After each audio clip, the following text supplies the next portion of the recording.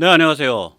이 살다 살다가 이 전시회가 무기 전시회 자체가 강력한 군사 지정학적인 메시지, 글로벌 군사 지정학적 메시지를 발신하는 그러한 것을 보게 될 거라고는 생각을 못했습니다. 10월 2일부터 10월 6일 사이에 계룡대에서 카덱스 전시회가 열렸죠. 근데 이게 이제 한국 무기가 급발진을 하는 데다가 또 한반도 그 긴장도 높아져 가고 있고, 그리고 무엇보다도 지금 전 세계에서 이제 그 우크라 전쟁이라든지 가자 같은데 또 레바논 헤즈볼라 같은데 이란과 이스라엘 또 후티와 이스라엘 이런 그 분쟁이 계속 가열되고 있고, 또 중국에 의한 어떤 글로벌 안보 위협이 있고, 이러다 보니까 이 전시회가 굉장히 큰 파문을 일으킨 것 같습니다. 그래서 이 한국 잘못 건드렸다간 박살난다, 이런 그 강력한 어떤 안보 메시지를 던졌다고 생각이 됩니다. 그래서 오늘 그 같은 걸 모아가지고 좀 이야기를 드리겠습니다. 먼저 세뇌 탈출 잘 구독료 부탁 말씀 올립니다. 아시다시피 세뇌 탈출은 광고가 잘 붙지 않습니다. 예, 붙더라도 천천히 붙는 경향이 있습니다. 도와주시면 보다 좋은 컨텐츠를 찾아뵙는데 커다란 힘이 되겠습니다. 감사합니다. 이번에 이제 국방부가 이렇게 스마트할 수 있단 말이지 하는 걸 제가 처음으로 느껴봤어요. 최강의 영어권 유튜버들한테 이 전시회 오시겠냐, 온다면은 이제 체제 경비랑 그 여행비를 일부 보조하겠다, 이렇게 오퍼를 낸 것 같아요. 그래서 제가 제일 좋아하는 무게 있는 이 영어권 유튜버 둘이 일단 여기 왔다라고 밝혔더라고요. 예, 한 사람은 이제 제가 가끔씩 인용하는 사람이죠. 페룬이라는 사람인데 채널 이름이 이 최강의 영어권 군사지정학 유튜버고요. 진행 스타일이 백모랑 좀 비슷합니다. 예, 백모처럼 말하자면은 좀 약간 강의식이에요. 그리고 길어요. 40분, 1시간 이렇게 돼요. 포맷이 특이해요. 그런데 조회수가 많이 올라갈 때는 30만, 40만이 넘고요. 통상 20만은 그냥 넘습니다. 이 사람이 이제 지금 이게 이제 그 썸네일로 박아놓은 게 이번 유튜브 그 에피소드의 제목인데, 한국 최대 방산 전시회를 가다 글로벌 무기 시장이 바뀌고 있다. 네, 그런 제목이죠. 그래서 이 사람이 이제 밝혀놓기를 자기는 이거를 이제 경비를 보조받아서 갔는데 그때 조건을 자기가 내건 게 보도 내용에 간섭하지 않는다라는 조건을 내걸었다, 이렇게 이제 아주 당당하게 밝히고 있습니다. 이 사람이 하는 말을 직접 들어보시죠. Now, finally, before we get into some of what was shown off at CADEX, a few quick notes about why I was there. This was a little bit different for me, because while I've obviously attended exhibitions before, this was my first time wearing a badge that said media, rather than government or industry or whatever.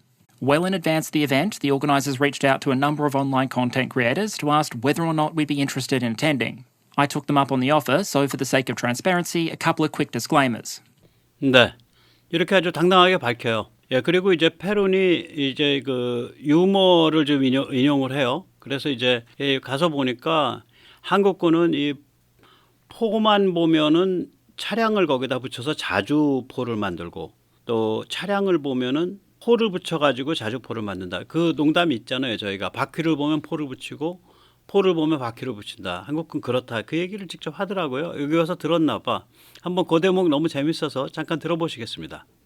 I'm not saying the design is perfect. It's an older truck design, an older gun design, and a smaller caliber of ammunition. But I think it does illustrate an approach to problem solving and a way of trying to squeeze as much as possible out of older systems. And taking that pursuit of light, very mobile artillery firepower even further, inside the exhibition hall itself, you could find examples like this one, a legacy artillery piece mounted on a more modern, lighter vehicle. Basically, the South Korean military's tendency at this point seems to be to look at any vehicle and ask, why isn't there an artillery piece on it yet? And to look at any artillery piece and ask, why isn't it on a vehicle yet? 예, 그러니까 우리 그 농담이 있거든요. 포만 보면은 바퀴를 달고 싶어하고 바퀴만 보면 포를 달고 싶어한다. 그러니까 차량을 보면 저게 왜 포가 안 달려 있지? 그다음 포를 보면 저게 왜 차량과 결합을 안 해 있지? 이렇게 생각하는 그런 경향이 있다. 그런 이제 한국 농담을 영어로 옮겨서 하네요. 그 다음에 이제 또 다른 이제 최강의 영어권 유튜버를 끌어들였어요. 이거는 이제 그 최강의 영어권 시사 유튜버입니다. 비주얼 폴리틱. 저도 여러 번 이용했죠. 스페인 사람들이고요. 경비를 지원받아서 전시에 왔다라는 경비 언급은 없는데 전시에 왔다라고 얘기하니까 이게 경비를 지원받았나 보다. 같은 건가 보다, 그런 생각이 듭니다. 그런데 이제 이 사람들은 특이해요. 아까 페루는 전시회 자체를 요약해서 꼭지를 만들었는데 이 사람들은 그게 아니라 전시회를 와 보니까 왜 푸틴이 한국을 꼭 집어서 협박하는지 알겠다. 그래서 초점은 뭐냐면 한국 무기가 우크라이나 전쟁에 어떤 영향을 미칠 수 있나. 그다음에 한국은 우크라이나 전쟁에 대한 그 무기 지원에 관해서 어떤 고민을 하고 있나. 그걸 초점으로 하고 있습니다. 한번 직접 들어보시죠.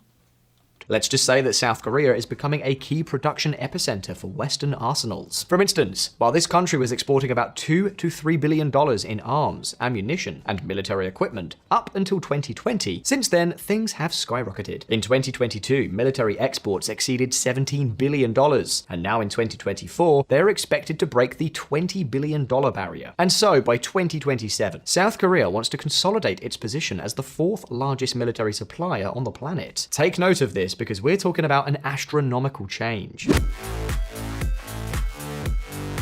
In fact, several members of the visual team recently traveled to Daejeon to participate in KDEX, the Korean Army International Defense Exhibition. It's one of the largest military fairs in Asia and the world. 네. 그래서 이 비주얼 폴리틱에서도 한국에 왔어요. 연락 좀 했으면 내가 열심히 따라다녔을 텐데 참 서로 연락이 안 돼서 그랬군요.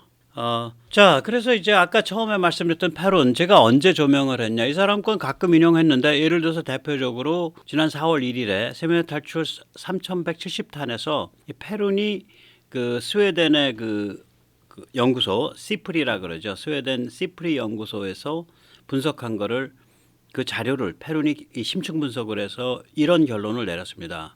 K방사는 주문 기준으로 보면 세계 2위를 이미 찍었다.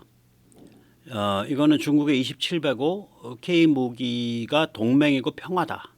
그리고 그 프랑스의 2.5배, 독일의 3배, 러시아의 4배다.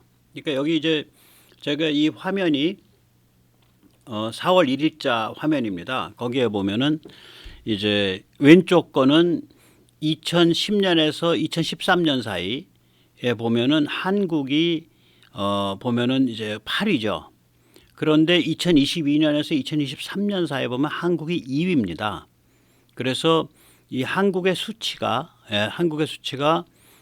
프랑스의 2배가 넘고, 네, 2.5배, 3위인 프랑스의 2.5배가 넘고, 4위인 독일의 3배가 되고요. 5위인 러시아의 무려 4배가 됩니다. 이제 조심하실 건 뭐냐면은 우리 관세청에서 잡히는 수출 통계는요. 그리고 경상수지 수출 통계도 마찬가지고요. 관세청은 물건이 나갈 때 수출 통계가 잡힙니다. 그러니까 우리가 무기 수출 170억 달러 했다. 계약이거든요. 신규 주문 계약이기 때문에 관세청에는 안 나타납니다. 그리고 그 돈이 계약금의 일부만 들어왔지 170억 달러가 다 안 들어왔기 때문에 당연히 경상수지에서도 안 잡힙니다. 그냥 편의상 정확히 표현하면 무기 수출을 170억 달러를 주문받았다. 계약했다. 그게 정확한 얘기입니다. 무기는 보통 아시지만 길게 걸리는 건 3, 4년 그 이상도 걸릴 수 있고 우리가 빠른데도 짧게 걸리는 거는 뭐 한 1년 그렇게 걸리는 거기 때문에 무기는 저는 그렇게 표현해요. 임신기간이라고 얘기하거든요. 주문에서부터 마지막 최종 결제 납품까지가 이게 길어요. 무기는. 그래서 이제 이 시프리 자료는 어떻게 이제 우리가 세계 8위다 뭐 몇위다 얘기하는 거는 그 계산을 하는 시점에서 이미 납품과 결제까지 끝난 거를 기준으로 하되 그걸 전해 연도만 하는 게 아니라 그 전에 5개 연도를 내 가지고 계산을 해요. 그러니까 우리 같이 급성장하는 나라는 순위가 생각보다 낮게 나와요. 그래서 그걸 가지고 우리가 8위다 9위다 하는 건 이렇게 급성장하는 상황에서는 의미가 없어요. 지금 이 페론이 보듯이 신규 주문이 어떠냐를 봐야 돼요. 급성장을 하고 있으니까. 신규 주문을 보면 한국이 이미 세계 2위예요. 3위인 프랑스의 2.5배고 독일의 3배이며 러시아의 4배입니다. 이거를 전 세계에서 제일 처음으로 주목을 해준 사람이 페론이에요. 그래서 제가 그때 4월 1일 날 이 페론을 그렇게 인용을 했었습니다. 네. 그리고 이제 비주얼 폴리틱 이 사람도 굉장히 스마트한 이 사람들은 팀이에요. 스마트한 팀인데 스페인계인데 여기서 이제 뭐라고 하냐면 한미일 삼국 체제가 나토 2.0으로 가고 있다. 그런데 이 나토 2.0이 유럽 나토처럼 집단 안보가 아니라 이게 그런 식으로 가는 게 아니다. 지금 일본의 그 이시바 시게루 같은 사람은 제가 그래서 비웃었잖아요. 동아시아 나토를 만들자. 뭐 일본이 이제 군이 돼가지고 괌에 주둔을 해야 되고 미국이랑 교차로 그 다음에 미국 본토에 가서 마치 일본에서 미일 군사훈련이 벌어지듯이 미국 본토에서도 미일 군사훈련을 벌이자 뭐 이런 이상한 얘기를 하는 사람이라 제가 저거는 뻥카다 그렇게 말씀드린 적이 있죠. 그런 얘기가 아니에요. 이 사람이 말하는 나토 2.0은 오커스필라 2입니다. 오커스필라 2는 기술 교환이거든요. 그리고 생산 체제거든요. 그러니까 이 사람이 말하는 나토 2.0은 뭐냐면 동아시아의 나토는 그 동아시아의 그 지금 형성되고 있는 관계는 유럽 나토와 같은 집단 안보 체제가 아니라 말하자면 군사 기술 동맹, 무기 생산 동맹이 만들어진다 이런 얘기를 해요. 그래서 이거 맞다. 이 사람 제대로 보는 거다. 그래서 그때 제가 이게 아마 8월 7일쯤 됐을 겁니다. 제가 그때 인용을 했었어요. 그러니까 굉장히 보는 눈이 날카로운 사람이죠. 그래서 이제 오늘은 제가 말씀을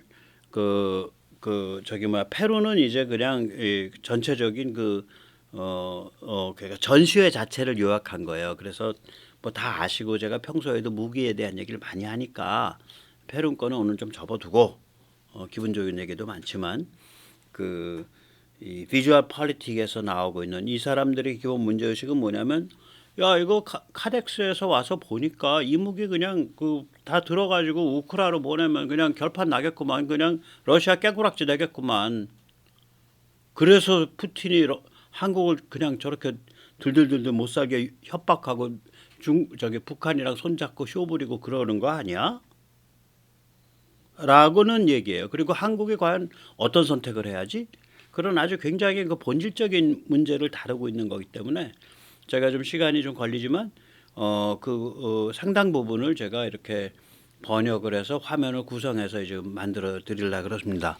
먼저 이제 이 사람이 한 거 직접 한번 일단은 그냥 들어보시죠. South Korea is one of the few major military powers aligned with the West that has not sent offensive weaponry to Ukraine. After more than 2.5 years of war, Seoul has not taken that step. And it hasn't done so for one simple reason: North Korea. In the land of K-pop, they are afraid that sending armaments to Ukraine would automatically set off a direct action by Russia in the internal affairs of the Korean peninsula. An action in favor of North Korea, naturally. We're talking, for example, about the delivery of missile technology, avionics, or similar. Of course, this is not a fear that comes out of the blue. In fact, Putin himself has already directly threatened to do so on several occasions.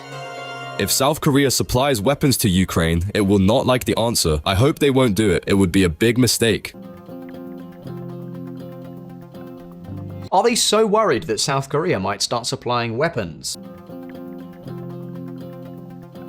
Aren't there enough other countries sending weapons to Ukraine to be worried about, instead of fixating on one in particular, right?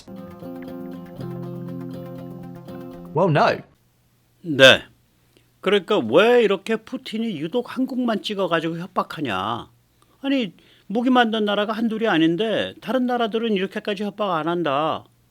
그러면 다른 나라에서 무기 주는 거면 결국 다 그냥 똑같은 효과 나니까 한국만 특별히 협박할 이유가 없는데 왜 한국만 협박하냐. 다른 나라 무기 못 보내는 거야? 라고 들여다보니까 이 비핵 무기 이렇게 총력전 붙었을 때 쓸 수 있는 무기를 보낼 수 있는 거의 유일한 나라가 한국이더라. 그 얘기를 이제 하죠. 우린 잘 알고 있는데 이번 카덱스를 통해서 그게 확 알려진 거예요. 그러면서 야, 저 한국이랑 잘못 엮이면 쟤들한테 원수나면 큰일 나겠다. 그 생각이 전 세계에 퍼져야 우리가 안전해지거든요. 이 중국 같은 애들은요. 어떤 문제가 있냐면 밑에서 보고서가 올라갈 때요. 그럼 한국도 마찬가지인데 중국은 더 심하죠. 훨씬 심하죠. 윗사람이 듣고 싶어 하지 않는 보고서는 안 올려요. 그게 올라갈 때마다 깎여나가요. 그럼 10개 층으로 올라가는데 10%씩 깎여나가면은 올라가야 될 내용은 나중에 한 40%밖에 못 올라가는 거예요. 처음에 90, 그 다음에 81, 그 다음에 뭐 70 뭐 2인가 73되고 그 다음엔 뭐 한 60 얼마 이렇게 깎여 나가면 30-40%밖에 못 올라가는 거예요. 할 소리가 한 단계 올라갈 때마다 10%를 깎으면.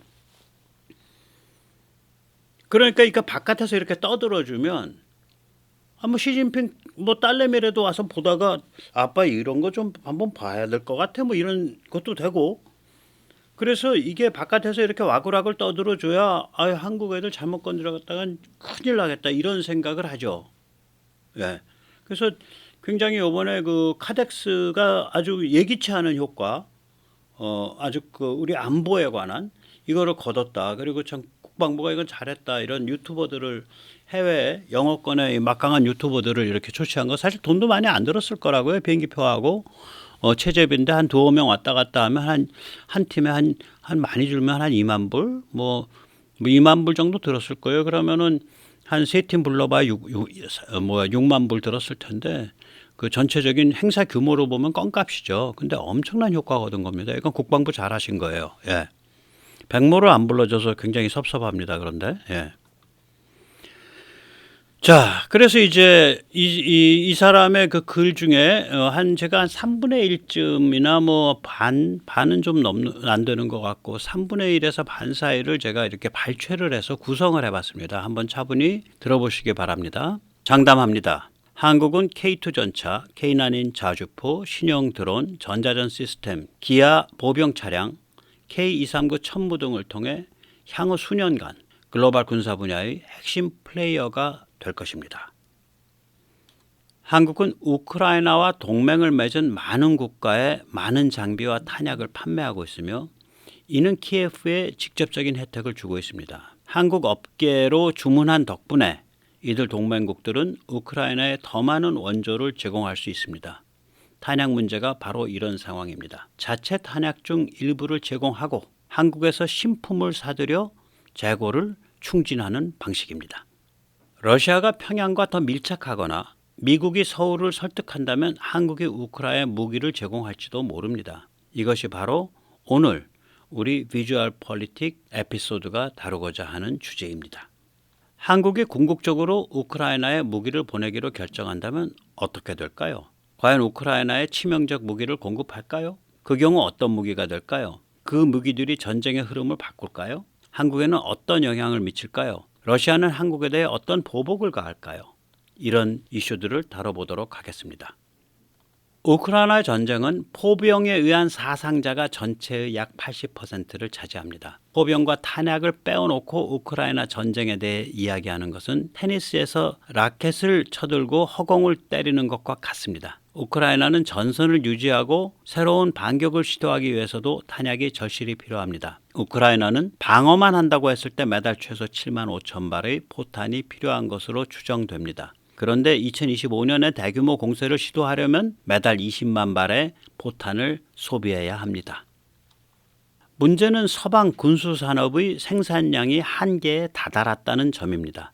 동시에 서방의 재고가 상당히 줄어들었다는 점입니다. 러시아는 우크라이나를 위해 미국과 유럽보다 3배 더 많은 포탄을 생산합니다. 그렇다면 해결책은 어디에 있을까요? 바로 한국입니다. 한국은 현재 155mm 포탄을 연간 약 20만 발 생산하고 있습니다. 이는 꽤 많이 생산한다고 꼽히는 프랑스보다 2배나 많은 양입니다. 뿐만 아닙니다. 한국은 현재 약 300만 발의 나토 표준 155mm 포탄을 보유하고 있는 것으로 추정됩니다.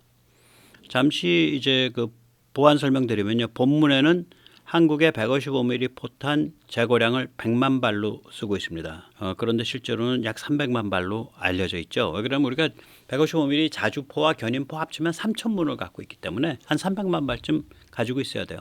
네, 그리고 그것이 이제 매년 한 10만 발, 20만 발 규모로 신품으로 교체돼 나가는 그런 아마 혹은 좀 더 비축 수량이 많아지는 그런 프로세스를 밟고 있을 겁니다.